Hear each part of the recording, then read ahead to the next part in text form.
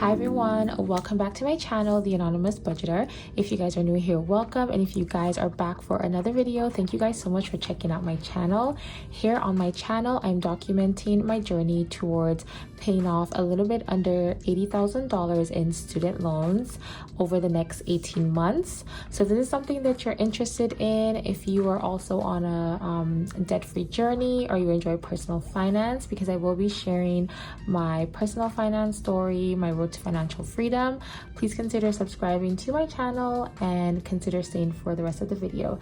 And thank you so much for watching. So let's get right into the video. Hopefully today's video is going to go by really quickly and I don't have to do a lot of editing. I feel like I say that about all the videos and 9 out of 10 times I never end up posting it. Today I'm just going to be unstuffing my cash envelopes. I do get paid tomorrow and I do have to kind of get ready for the new paycheck cycle. So what I'm going to do is just unstuff all my envelopes, make sure that I have everything ready for my deposit, so when I go to the bank I can just take off that cash, deposit everything, and just have everything kind of running smoothly before my paycheck number 2 for the month of July gets deposited. This is the wallet that I use. I've had this for a few years. I think it's called the So Lit wallet. I bought it on Amazon. If it's still available, I'll try to link it in the description below, but it's definitely on Amazon. It's a bigger wallet. It doesn't really fit most of my purses, which are a little bit tinier, but I do like it. It's very functional and holds all my cards. So for the month of July, you guys know I have absolutely nothing in my personal folder, which is fine. We're almost at the end of the month and I basically haven't gone over, so I'm really happy about that. And honestly, if I needed something personal, I probably would just pull it from groceries or gas, which is kind of what I had to do today. So I went out today. Today's the 24th of July and I went to Walmart today, and I also went to Aldi's. Did I go to Aldi's? Yeah, I went to Walmart today. And I went to Aldi's, but I didn't make any purchases from Aldi's. So Walmart was a combination of groceries / personal, because I did need a few personal items. And I ended up spending $20.56. So I'm just going to round that up to $30. I previously had $77 before, so I should have $47 remaining. I'm gonna keep this $50 here, and then I'll put this money aside. Okay, I ended up pulling out my tray just to make it a little bit easier.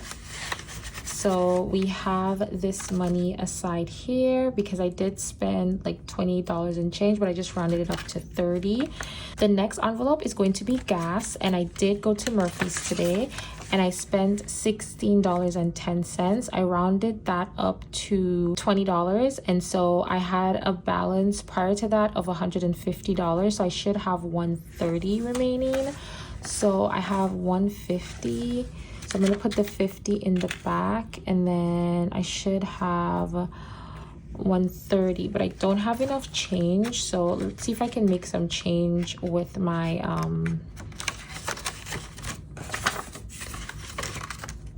deposit envelope.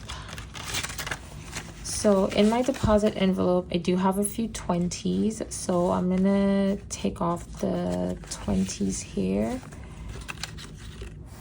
and we shall see.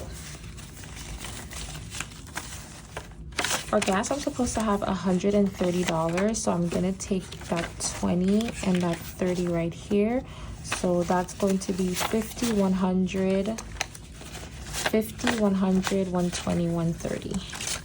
So that is going to be $130, and I've been doing pretty well on gas. I am going to just keep allotting the $155 every paycheck, and then I'll try to adjust it maybe for September.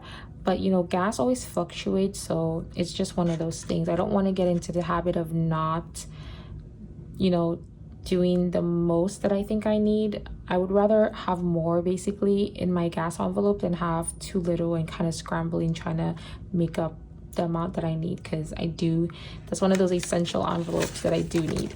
So for my groceries envelope, I should have a balance of $47. So let's see if I can make that. I have 20, 40, 45, 46, 47. Awesome. So I do have $47, 20, 40, 25, 26, 27. For groceries, I do have $47 in my envelope, which is what I wanted to have. And so the remaining cash is going to go into my deposits. So let me organize everything, and then we can just count how much money I have left in my deposit envelope. So I have 50, 100, 150, 200, 250, 300, 310, 11, 12, 13. So I have $313 in my deposit envelope, which is really good because when I looked at my balance for my credit card, that should definitely cover those charges. If you guys are not familiar with kind of how I'm doing my budget right now, these envelopes, personal, groceries, gas, not really gifts is just something that I have here if I want to do treats for my coworkers. So it's not really something that I spend a lot on, but I am wanting to be mindful of how much I spend, so I decided to take those out in cash. So these are the categories that when I do spend, I am tracking how much I am spending with each category. That's why I have the little note cards in here to track my balances and track my spending. And once the money is gone, that is it.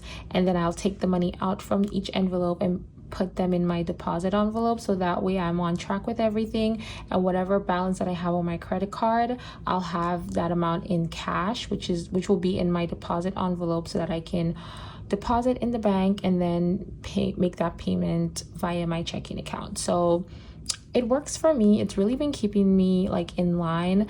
There's like so many things that I've wanted to buy, and I'm just like don't have that amount of money. So yeah, I feel like definitely if you are someone who impulse spends, or if you overspend and you really want to take it seriously, definitely consider going to cash, even if you're not a fan of it. But this will really just help you to kind of like stay on top of your budget and not overspend as much.